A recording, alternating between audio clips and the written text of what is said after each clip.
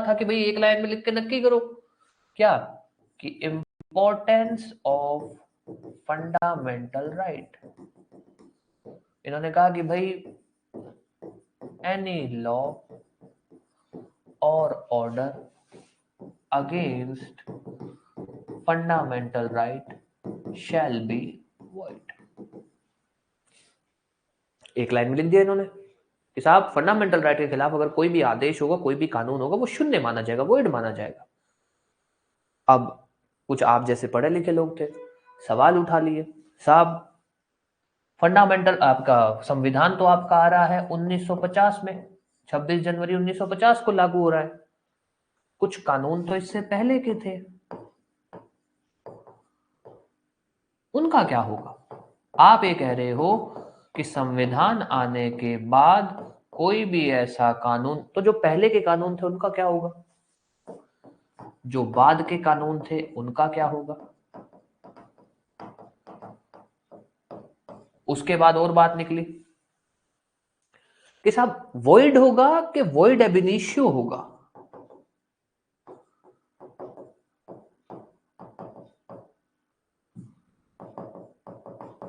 अब ध्यान देना, पहले इसको समझ लेते हैं, ये तो चलो आ जाएंगे दोबारा कि ये क्या है, क्या मैंने क्या अलग लिख दिया। वॉइड का मतलब है शून्य और वॉइड एब इनिशियो का मतलब है void from beginning, void from very beginning, जिसको मैं ये बोल सकता हूं कि जिस दिन कानून बनाया गया तभी से ये शून्य था।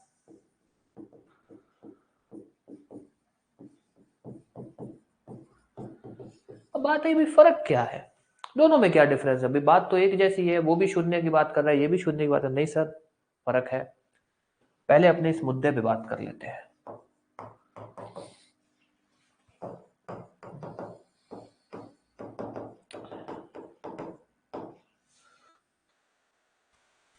ज्यादा छोटा तो नहीं लिख रहा हूं ना?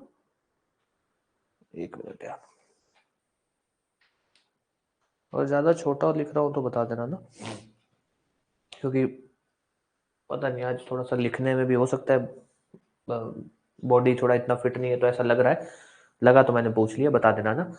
चलो अब आते हैं मुद्दे पे। आज आपके पास एक कानून है। कानून क्या है जी? आज आपके पास एक कानून है कि आप स्कूटी चला सकते हो, बाइक चला सकते हो जब आप 18 साल से ऊपर के हो गए। ठीक है, स्कूटी चला सकते हो, बाइक चला सकते हो जब आप 18 साल से ऊपर के हो गए। आज कानून बदला जाता है और ये कहा जाता है कि अब कोई भी ऐसा बंदा जो 21 साल से कम है वो नहीं चला सकता। मतलब ड्राइविंग लाइसेंस की एज कितनी कर दी? 21 साल कर दी। अब क्या हो गया जी? ये हुआ वॉइड कि आज के बाद कोई भी बंदा जो 21 साल से कम का होगा वो स्कूटी बाइक नहीं चला सकता।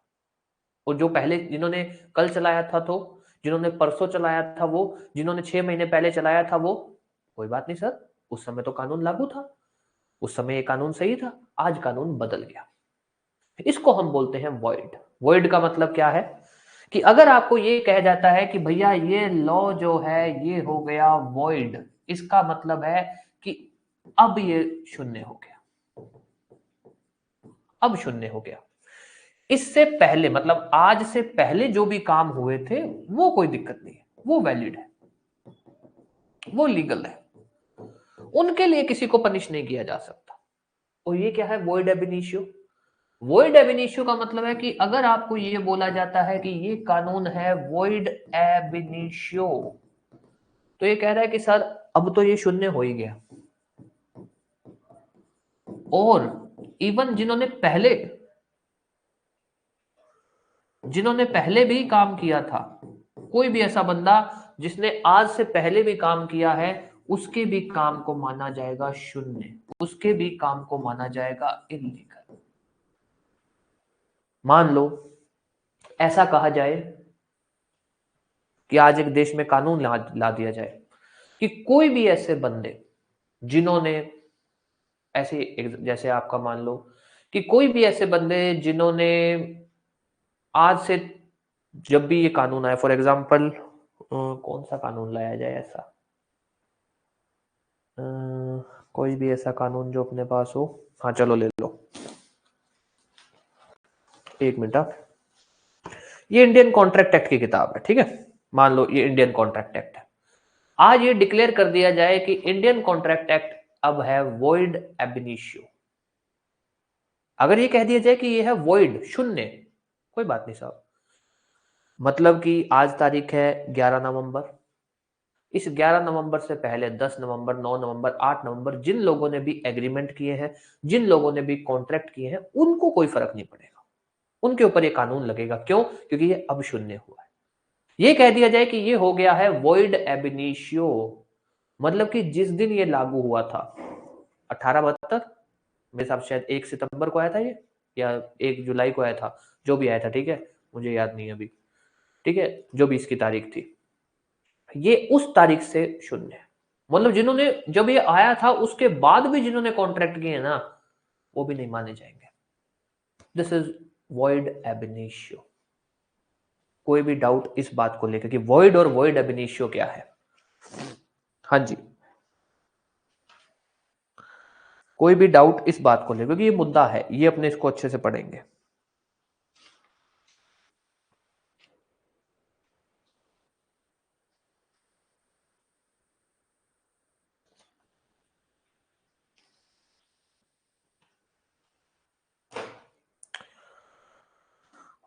हाँ जी, कोई भी ऐसा जिसको नहीं समझ आया कि वॉइड और वॉइड एब इनिशियो क्या है, या वॉइड और वॉइड एब इनिशियो में फर्क क्या है, ठीक है। अब आ जाओ मुद्दे पे।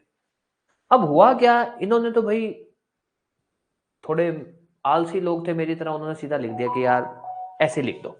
उन्होंने कहा ऐसे करो, इतना सा लिख के नक्की करो फटाफट। क्या लिख दो? कि भाई अगर कोई भी कानून, कोई भी आदेश जो फंडामेंटल राइट के खिलाफ होगा, उसको वॉइड माना जाएगा। लिख दिया। अब इन्होंने लिख तो दिया, पर लिखने के बाद सवाल उठ गए कि साहब पहले वालों का क्या होगा, साहब बाद वालों का क्या होगा, अच्छा ये वॉइड होगा कि वॉइड एब इनिशियो होगा? कई सारे सवाल उठ। फिर उन्होंने कहा यार ऐसे काम नहीं चलेगा, ढंग से लिखना पड़ेगा इस आर्टिकल को। जिस आर्टिकल को ये एक लाइन में निपटा सकते थे, पर अगर एक लाइन में निपटाते तो इस तरह के विवाद रह जाते, ये विवाद रह जाते हैं। तो इन्होंने क्या किया, अच्छे से फ्रेम किया। इन्होंने जब आर्टिकल 13 को लिखा तो इन्होंने एक एक चीज पर काम किया। इन्होंने कहा कि भैया no doubt article 13 fundamental right की इंपॉर्टेंस के बारे में बात करता है, जो ये बोलता है कि ऐसा कोई भी कानून जो फंडामेंटल राइट के खिलाफ है, ठीक है, जो फंडामेंटल राइट के खिलाफ है वो वॉइड होगा। ये इन्होंने हेडिंग रखी। पर फिर इन्होंने इसके अंदर जो लिखना चाहा, सबसे पहला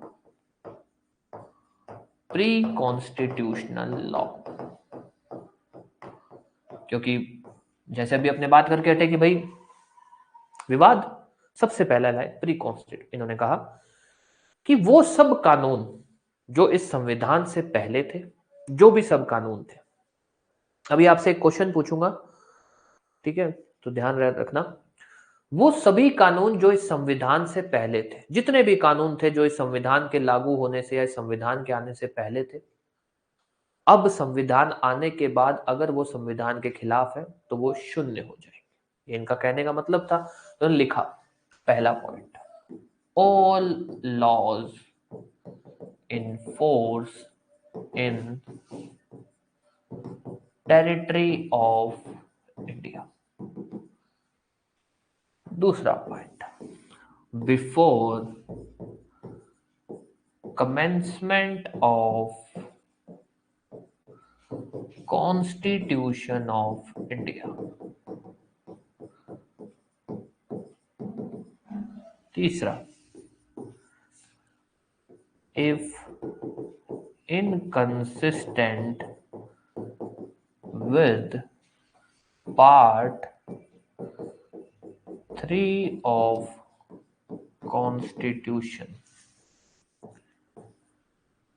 shall be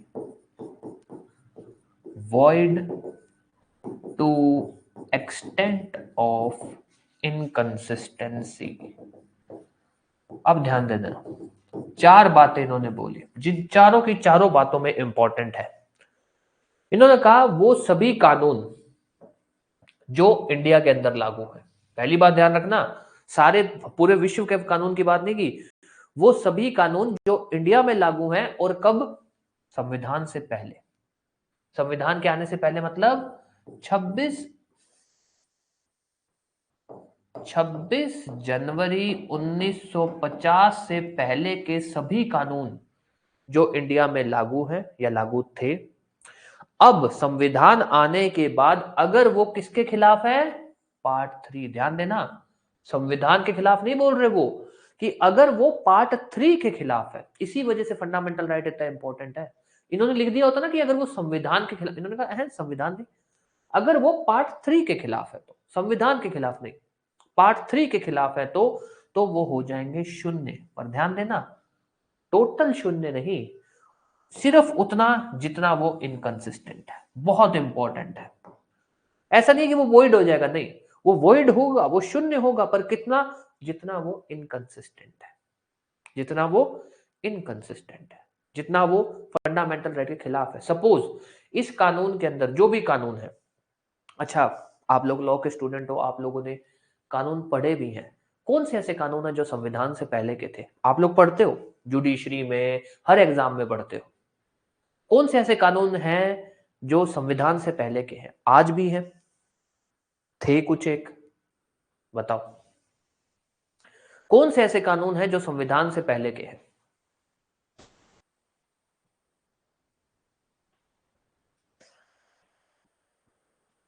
एक मिनट, हाँ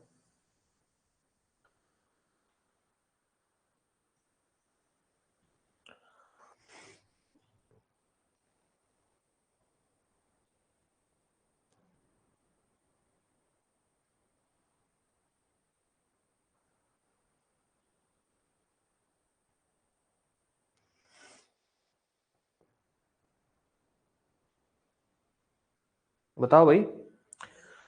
हेलो, हेलो। एक ना एਵੇਂ करी अंकल ਨੂੰ ना कह दें कि ਜਿਹੜੀ ਉਹ आप पाइप ला के गए ना ਇੱਥੇ, आप पाइप ਜਿਹੜੀ ला के गए है वो पानी लीक कर रही है, ठीक है, याद दवा दियो उन्होंने। हाँ जी भाई, कौन से ऐसे कानून आप लोग पढ़ते हो? कॉन्ट्रैक्ट एक्ट, आपका ट्रांसफर ऑफ प्रॉपर्टी एक्ट, आज से पहले था, अभी भी है, सीपीसी, सिविल प्रोसीजर कोड, फिर इंडियन एविडेंस एक्ट जो था पहले, अब हट गया है, मान लो नया आ गया, चलो अब तो सीआरपीसी था पहले, अब सीआरपीसी तो नहीं, sorry, Indian evidence act, then Indian penal code, IPC. तो कई ऐसे कानून थे जो संविधान से पहले के थे, कुछ एक हैं जो आज भी हम पढ़ रहे हैं, कुछ एक हैं जो अब हट चुके हैं। ये उन्हीं की बात कर रहा है कि भैया संविधान के लागू होने से पहले के वो सभी कानून जो इंडिया में थे, अगर वो कानून संविधान के पार्ट 3 के खिलाफ हैं तो वो सभी के सभी कानून क्या हो जाएंगे, शून्य। पर पूरे के पूरे शून्य नहीं होंगे,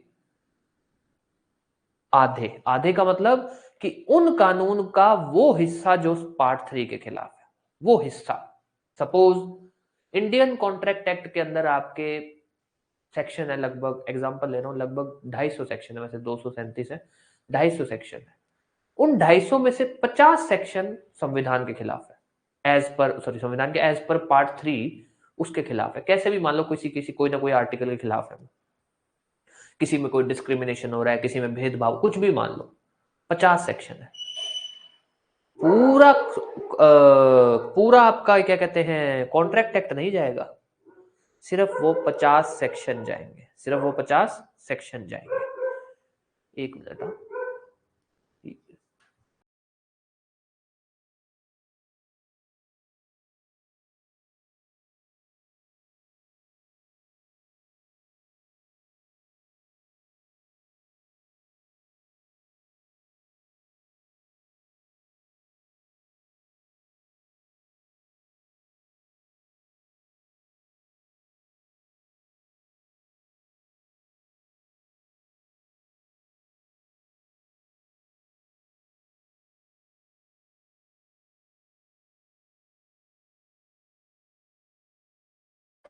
हाँ जी, ये बात समझ आई कि ये जो लाइन है ये इतनी इंपॉर्टेंट क्यों है, void to extent of inconsistency, ये लाइन जो है वो इतनी इंपॉर्टेंट क्यों है?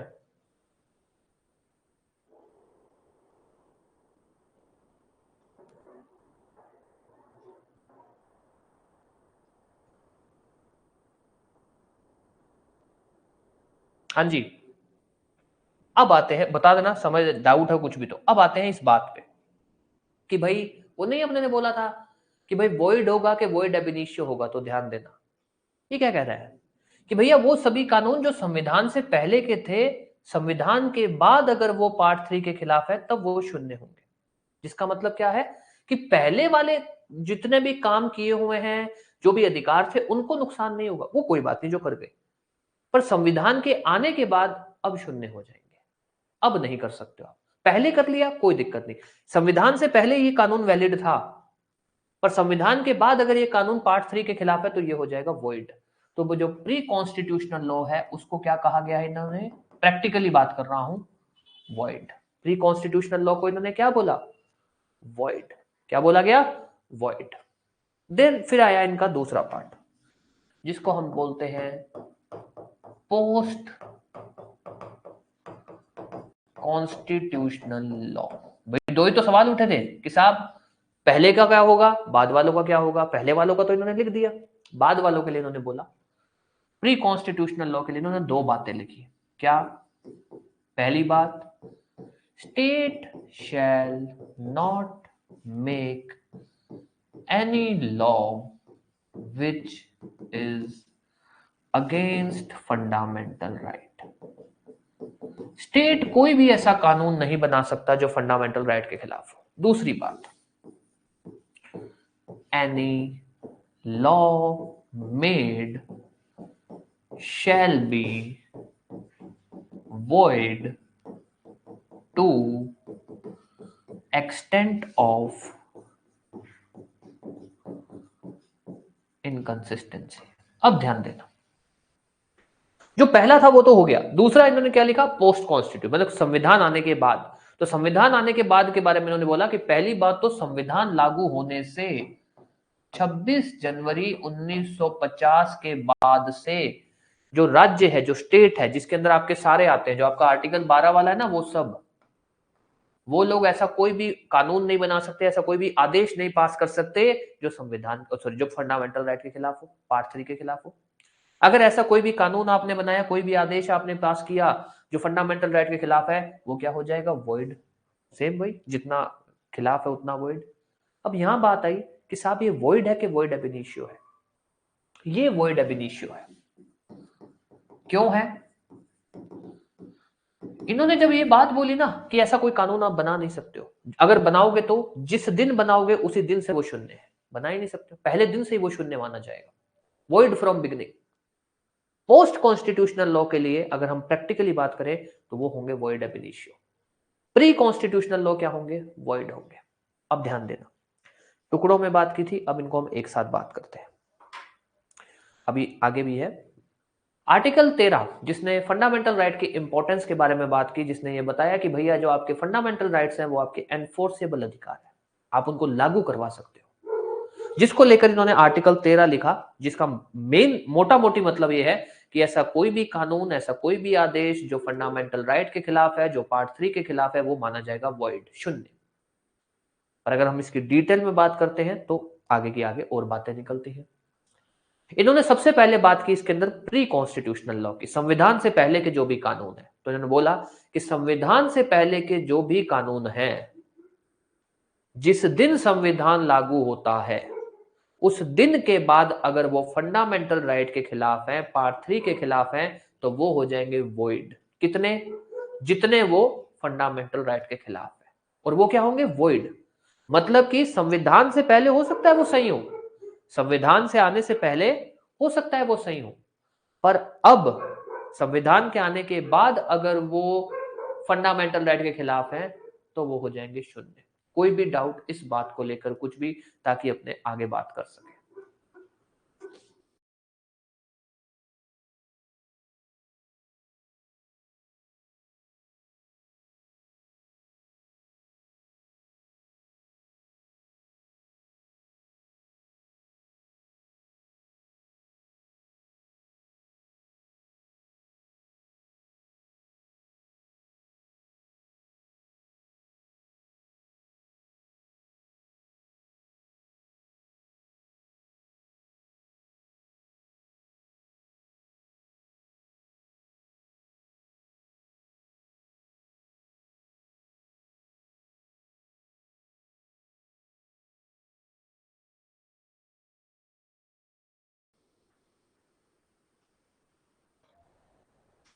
हाँ भाई, समझ आया, समझ आ रहा है, नहीं आ रहा तब भी बता दो, समझ आ रहा है। अब आ जाओ दूसरा, पोस्ट कॉन्स्टिट्यूशनल लॉ, जिसको लेकर इन्होंने बात लिखी कि भैया संविधान आने के बाद से आप लोग कोई भी ऐसा कानून नहीं बना सकते हो जो पार्ट 3 के खिलाफ हो। अगर ऐसा कानून बनाया तो वो भी वॉइड हो जाएगा। पर उस वॉइड का मतलब क्या है? वॉइड एब इनिशियो, मतलब जिस दिन बनाओगे उस दिन से वॉइड हो जाएगा, जिस दिन बनाओगे, क्योंकि आप ऐसा कोई कानून बना ही नहीं सकते हो, जिसका मतलब यह कि अगर आपने बनाया भी तब भी वो जिस दिन बनाया उसी दिन से ही शून्य माना जाएगा। अब आते हैं सवालों पे। सबसे पहला सवाल, आर्टिकल 13 के अंदर कौन सा आर्टिकल है जो प्री कॉन्स्टिट्यूशनल लॉ की बात करता है? आर्टिकल 13(1) कौन सा है? 13(1). अब आ जाओ मुद्दे की बात। कोई भी ऐसा कानून जो संविधान के खिलाफ है वो वॉइड माना जाता है, या जो फंडामेंटल राइट्स के खिलाफ है वो वॉइड माना जाता है? कोई भी ऐसा कानून जो संविधान के खिलाफ है वो वॉइड माना जाएगा, या फिर जो फंडामेंटल राइट्स के खिलाफ है वो वॉइड माना जाएगा?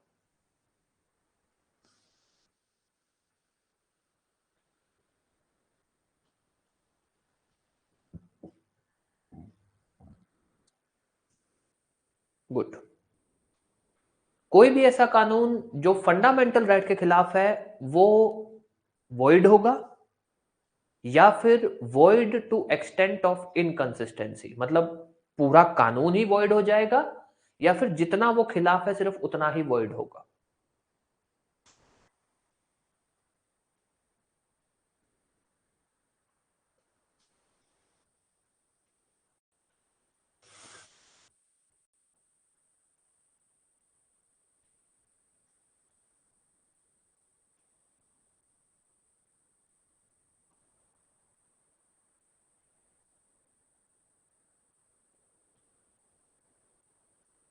हाँ, गुड। उसके बाद आते हैं अपने ये ठीक है। हाँ, कौन सा आर्टिकल है जो बोलता है कि जो पोस्ट कॉन्स्टिट्यूशनल लॉ है वो वॉइड माने जाएंगे? 13(2). ये ध्यान रखना, पूछते हैं वो लोग कि कौन से आर्टिकल में बोला गया है प्री कॉन्स्टिट्यूशनल का, कौन से में पोस्ट का। अब उसके बाद पोस्ट में भी यही पूछेंगे कि भाई पोस्ट कॉन्स्टिट्यूशनल किसके खिलाफ होना चाहिए? फंडामेंटल राइट के खिलाफ। वो कितना होगा? वॉइड होगा कि void to extent of inconsistency? हाँ, एक क्वेश्चन जो बहुत अच्छे लेवल का पूछा जा सकता है कि भाई कौन सा लॉ वॉइड एब इनिशियो होगा? अगर वो नहीं सिंपल ना गए कि भाई वॉइड टू एक्सटेंट होगा, वो वाली लाइनों पे ना गए कि कौन सा लॉ वॉइड एब इनिशियो होगा, तो हम उसमें बोलते हैं post constitutional law.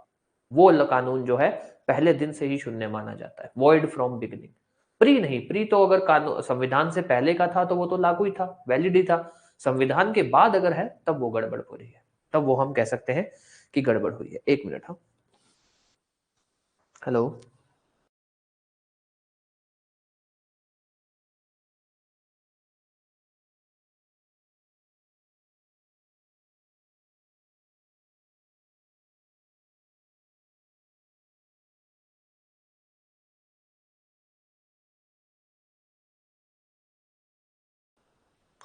Yes, 2 minute में आता हूँ ना, एक्चुअली कोई टेक्नीशियन को बुलाया था। जस्ट 2 मिनट्स, क्लास अपने रखेंगे, क्लास नहीं बंद होगी। जस्ट 2 मिनट्स, 2 मिनट बस रुकिएगा। मैं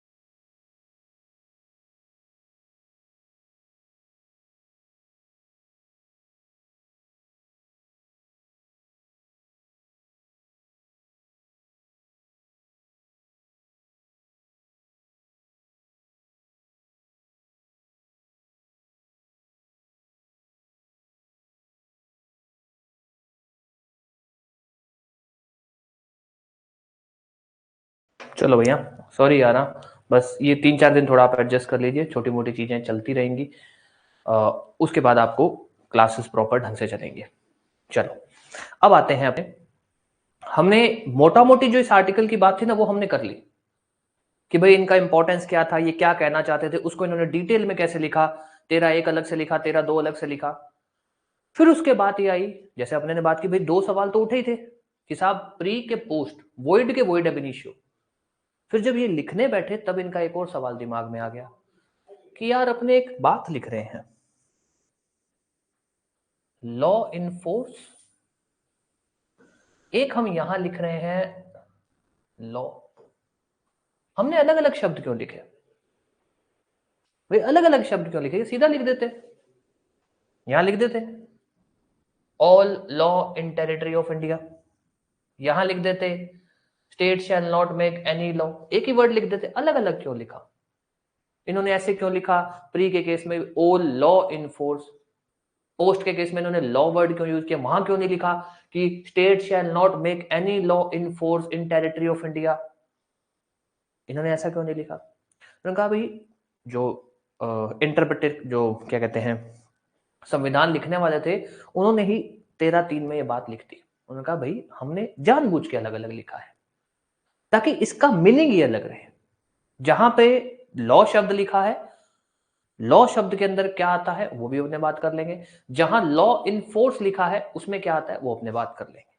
तो जब इन्होंने अलग अलग शब्द यूज किए तो उसके बारे में इन्होंने आर्टिकल 13(3) के अंदर बात की, जिसको अपने बोलते हैं 13(3)A, जिसके अंदर इन्होंने लॉ शब्द बताया, 13(3)B जिसमें इन्होंने लॉ इन फोर्स शब्द बताया।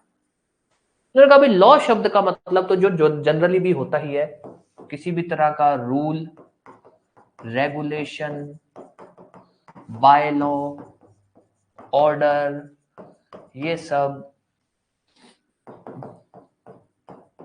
Enforce in territory of India, कुछ भी हो जाए, किसी भी तरह का rule, regulation, law, by law, order, कुछ भी। लॉ इन फोर्स का मतलब क्या है, इन्होंने कहा साहब लॉ इन फोर्स का मतलब है ऐसा कोई भी लॉ जो before commencement of constitution of India, संविधान से पहले जो कानून थे जो अभी तक रिपील नहीं किए गए हैं और मेड बाय कॉम्पिटेंट अथॉरिटी। अब ध्यान देना, हालांकि आपसे कभी नहीं पूछा जाएगा, यहां से सिर्फ प्री का क्वेश्चन पूछा जाता है कि जो आपका आर्टिकल 13 है उसमें लॉ शब्द कहां डिफाइन है, 13(3)A, लॉ इन फोर्स कहां डिफाइन है, 13(3)B, गलत हो तो बता देना। लॉ शब्द का मतलब क्या है साहब, लॉ शब्द का मतलब ऐसा कोई भी कानून, रूल, रेगुलेशन, बाय लॉ, आदेश जो इंडिया के अंदर है, जो इंडिया के अंदर फोर्स में है, आज भी है या कभी था।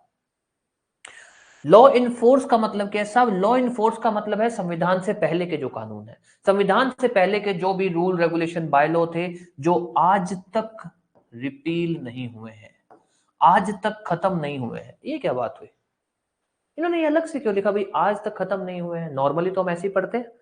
आप BNSS आया, भारतीय नागरिक सुरक्षा संहिता, उसमें लिखा आ गया कि जो CRPC है वो अब रिपील हो गया, जिस दिन BNSS लागू होगा CRPC घर चला जाएगा। PNS में भी यही बात हुई, IPC घर चला जाएगा, साक्ष्य देने में भी बात हुई घर चला जाएगा। कोई भी नया कानून ले लो, जब वो किसी पुराने कानून को की जगह पे आता है तो वो कानून को घर भेज देता है। संविधान में ऐसा क्यों नहीं हुआ, अभी तो ये लिख देते, या संविधान में ऐसा कहां लिखा गया है कि जो पुराने कानून हैं, पुराने कानून साथ साथ चलते रहेंगे, कहां ऐसा लिखा गया बताओ। आप लोग, गूगल है आपके पास, कर लो अगर करना चाहो तो,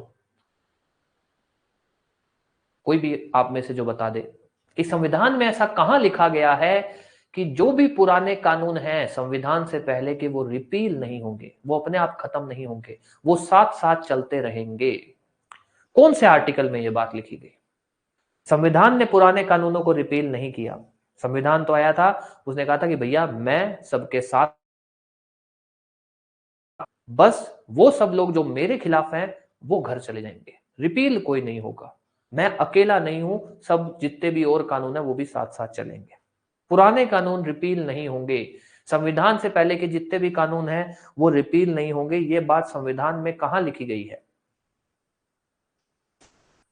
कॉन्स्टिट्यूशन के अंदर ये बात कहां लिखी गई है? All laws in force before the commencement of Constitution of India shall not stand as repealed.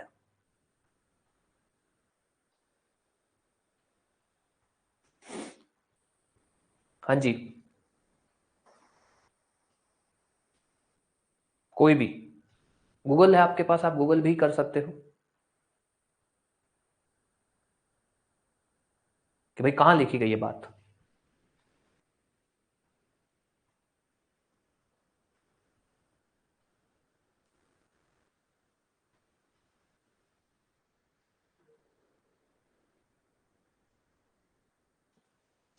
थोड़ा सा मिस कर गया आप। ठीक है, आर्टिकल 372, आर्टिकल 372 हेडिंग है बिल्कुल। आप शुरू की दो चार लाइन, दो तीन लाइनें पढ़ोगे उसी में ही आ जाएगा कि संविधान से पहले के जितने भी कानून है वो रिपील नहीं होंगे, वो संविधान के साथ साथ चलेंगे। हाँ, अगर कोई ऐसा कानून है जो संविधान के खिलाफ है वो वॉइड हो जाएगा। वो इन्होंने यहां लिख दिया।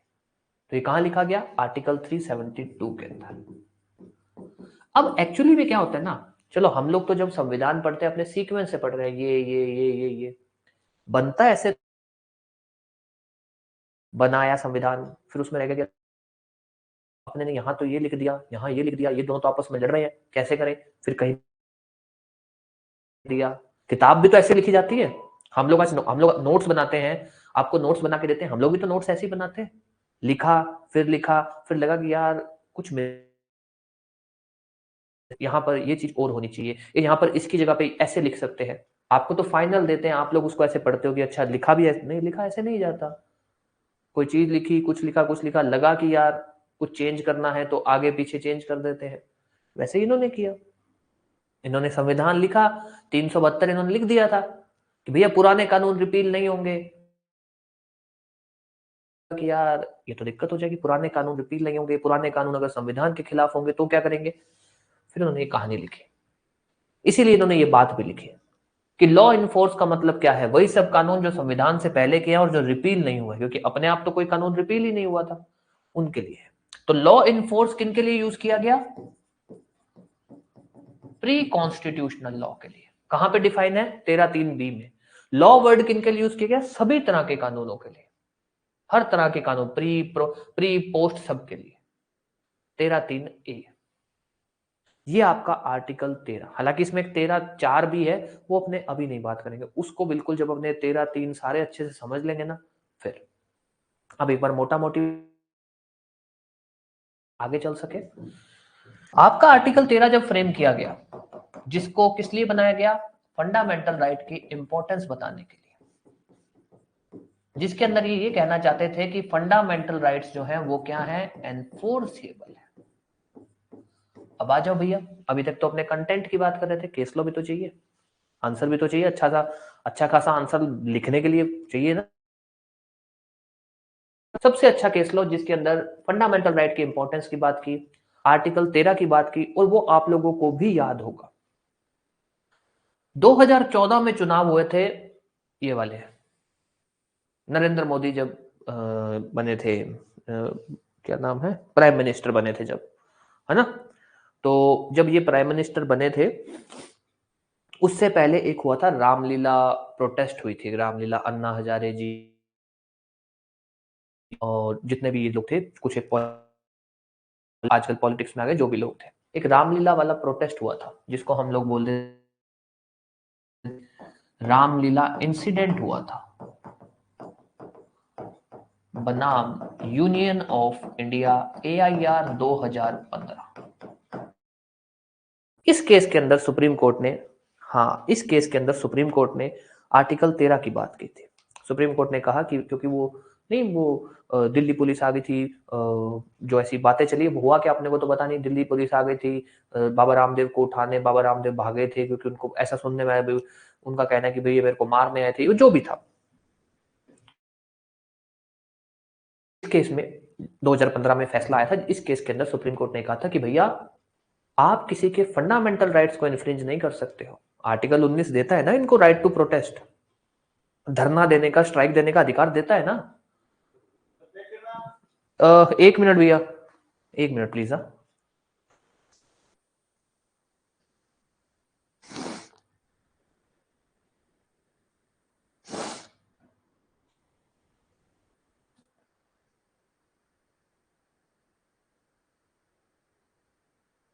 हाँ चल गया, just a minute, 1 minute.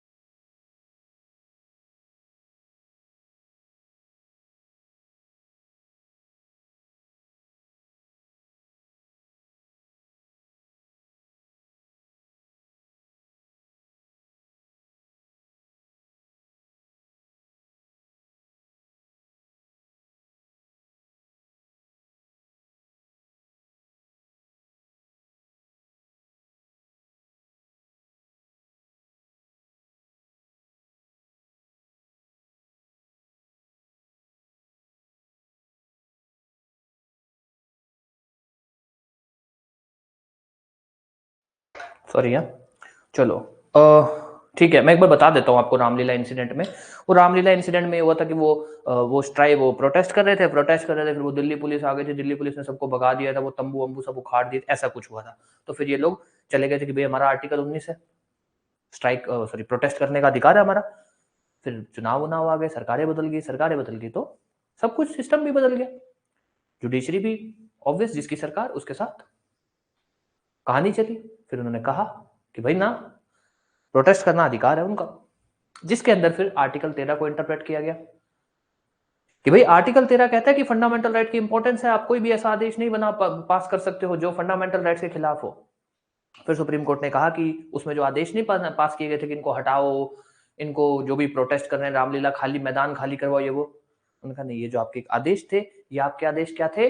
Void एबिनिशियो। एबिनिशियो क्यों बोला गया? क्योंकि ये संविधान के बाद के आदेश थे, पोस्ट कॉन्स्टिट्यूशनल लॉ थे।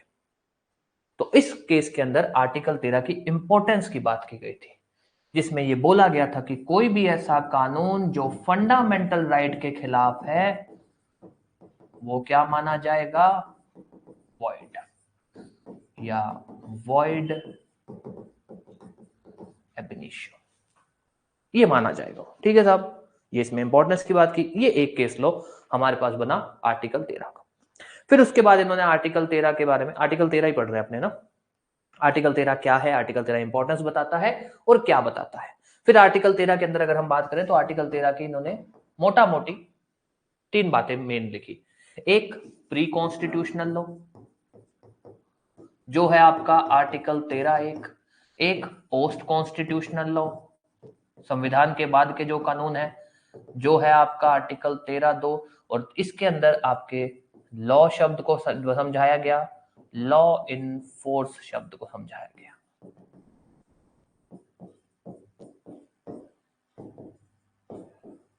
अब ध्यान दे देना भाई, जो बहुत इंपॉर्टेंट है, पूछा जाता है प्री में, जो पूछा जाता है, कौन सा आर्टिकल प्री कॉन्स्टिट्यूशनल लॉ के बारे में बात करता है, कौन सा आर्टिकल पोस्ट कॉन्स्टिट्यूशनल लॉ के बारे में बात करता है, लॉ वर्ड किस आर्टिकल में डिफाइंड है, लॉ इन फोर्स वर्ड किस आर्टिकल में डिफाइंड है। लॉ इन फोर्स का मतलब क्या है? वो सभी कानून जो संविधान से पहले थे, बिफोर कॉन्स्टिट्यूशन। ये भी लिख सकते हो before constitution and not repealed. Article 372 नहीं पूछा जाएगा, वो तो वैसे ही अपने बात कर रहे तो मैंने बता दिया। ठीक है, ये पुपरी में पूछा जा सकता है, और कुछ भी ऐसा नहीं अभी तक कुछ भी, ताकि अब आगे बता सकूं मैं आपको कि जो आपका आर्टिकल 13 है, ये तो चलो अपने आर्टिकल 13 अभी अपने ने बेसिक पढ़ा है।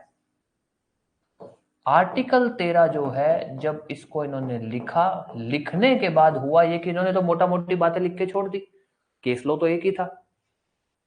उसके बाद इसके अंदर और अलग अलग बातें उठती गई।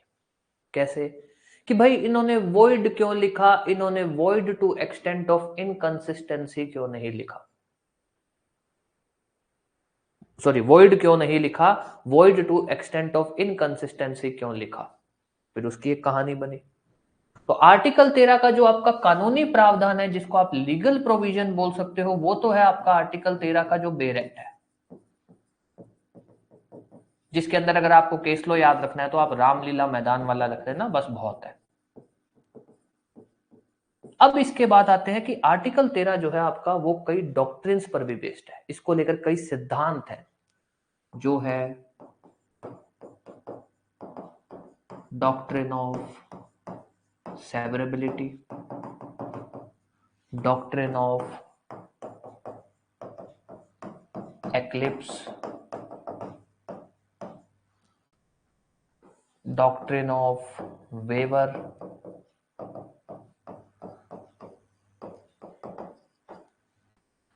प्रिजम्पशन ऑफ कॉन्स्टिट्यूशनैलिटी, संवैधानिक, कि भाई हर कानून संवैधानिक है, इसको लेकर भी एक कहानी है। और फिर एक है आपका जुडिशियल रिव्यू, जो आप बोलते हो ना सुप्रीम कोर्ट की पावर की वो किसी भी कानून को चेक कर सकते हैं। नेटवर्क इशू है, एक मिनट रुको फिर अगर ऐसा है तो।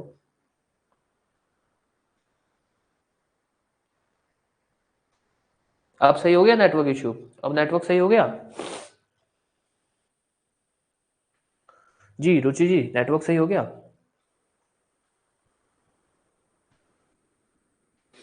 एक्चुअली क्या है, कल ये जो टेक्नीशियन भी इसीलिए बुलाए गए थे अभी, वो तो चलो काम करके चले गए, अपना हो गया सही अब तो। कल कोई वाईफाई वगैरह के अंदर भी कोई दिक्कत आ गई थी जब ये लोग शिफ्ट कर रहे थे, तो इस वजह से हो सकता है प्रॉब्लम हो। अब बता दो एक बार, अब नेटवर्क सही है, कोई प्रॉब्लम तो नहीं आ रही? 3-4 दिन है, 3-4 दिन अपने क्लास थोड़ी स्लो ही रखेंगे, कोई दिक्कत नहीं है। देन उसके बाद जब सब कुछ सेट हो ही जाएगा इतने दिनों में तो। हाँ बिल्कुल बोल देता हूँ। आर्टिकल 13 हमने जो अभी तक पढ़ा है ना, अपने ने सिर्फ बेसिक पढ़ा है। हालांकि मैं आपको अभी भी बोल रहा हूं कि आर्टिकल 13 के अंदर बहुत सारे क्वेश्चन बन सकते हैं। जो अपने ने अभी तक बेसिक पढ़ा उससे प्री का क्वेश्चन बन सकता है, और हो सकता है मेंस का क्वेश्चन भी बन जाए कि भाई फंडामेंटल राइट के इंपॉर्टेंस के बारे में बताओ, तो आप आर्टिकल 13 ही लिखोगे कि वो एनफोर्सेबल है, क्यों है, आर्टिकल 13 बात करता है। प्री के क्वेश्चन बनते हैं जो बेसिक है, ये जो अपने ने पढ़ा, इसके अंदर एक केस लो हो गया। अब आर्टिकल 13 पे क्या है, कुछ एक सिद्धांत है, अब वो डॉक्ट्रिन्स जिसको हम बोलते हैं। अब ये डॉक्ट्रिन्स कैसे निकले? डॉक्ट्रिन्स ऐसे निकले कि भाई जैसे सवाल उठा कि भाई इन्होंने ये क्यों लिखा void to extent of inconsistency, कि जितना खिलाफ होगा उतना ही शून्य है, इन्होंने वॉइड क्यों नहीं लिखा? वॉइड लिख के नक्की करते, उसका एक डॉक्ट्रिन है। फिर एक डॉक्ट्रिन ऑफ एक्लिप्स है, डॉक्ट्रिन ऑफ वेवर है, फिर प्रिजम्पशन ऑफ और जुडिशियल रिव्यू। ये वो टॉपिक है जो डायरेक्टली आपको नहीं मिलेंगे आर्टिकल 13 से, कि आप बोल दो कि हाँ यार ये तो आर्टिकल 13 में कहीं लिखा हुआ है, क्लियरली नहीं लिखे हुए हैं। आर्टिकल 13 का कोई एक आधा शब्द है, एक आधी कोई लाइन है, जिसके बेस पे ये डॉक्ट्रिन्स है, जिसके बेस पे ये सिद्धांत है, कि आप ये बोल सकते हो इन डॉक्ट्रिन्स के बेस पे वो लाइनें लिखी गई है, ये भी बोल सकते हो। ये होंगे, एक मिनट, एक मिनट, लाइट गई होगी।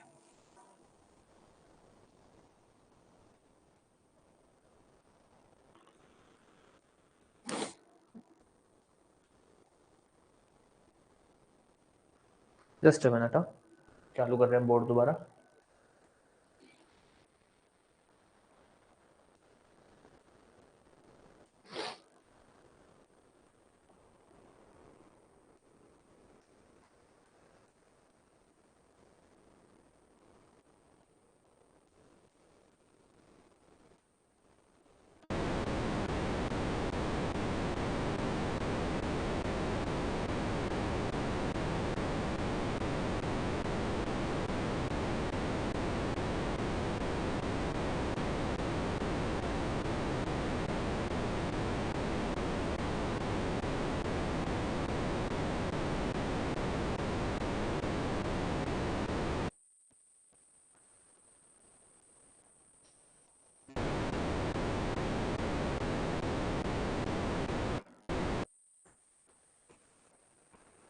आ जाओ।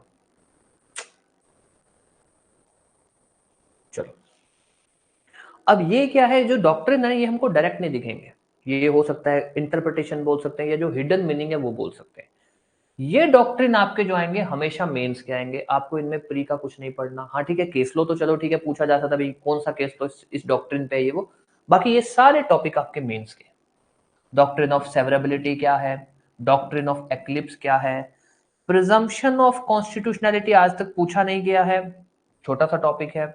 जुडिशियल रिव्यू क्या है, इस पर तो आपके ऐसे भी आता है इंग्लिश के अंदर, हिंदी में भी ऐसे आया हुआ है, इस पर आपका मेंस का क्वेश्चन भी आ सकता है ये। तो आर्टिकल 13 काफी बड़ा टॉपिक है, और अपने आर्टिकल 13 को इसी हिसाब से पढ़ेंगे।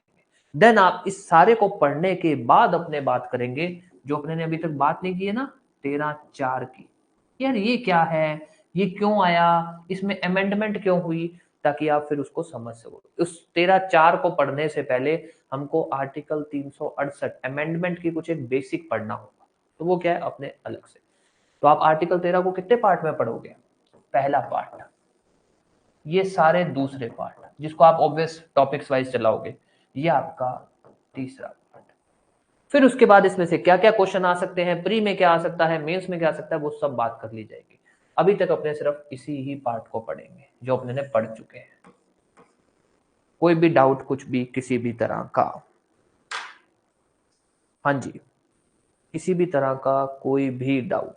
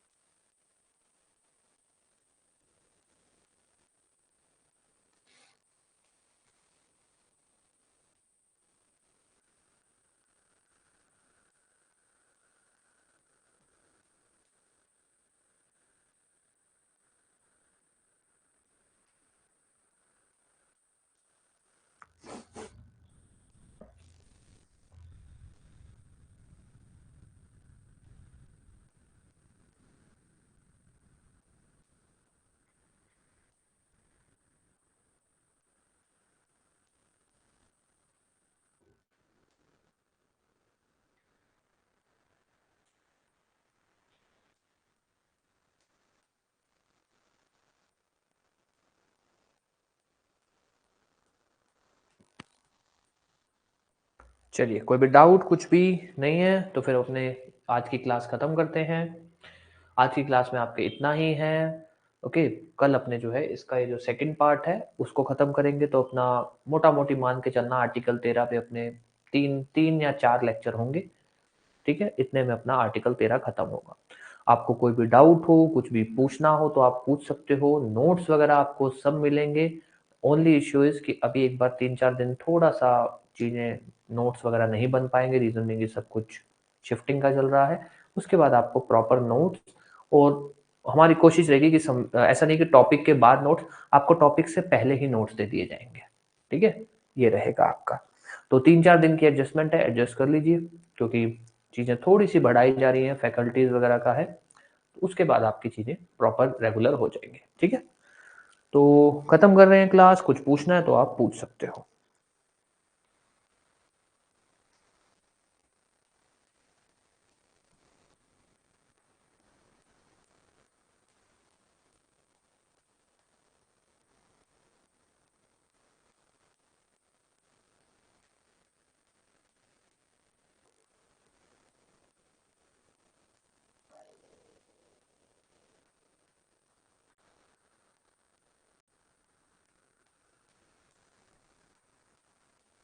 चलिए ठीक है, फिर थैंक यू।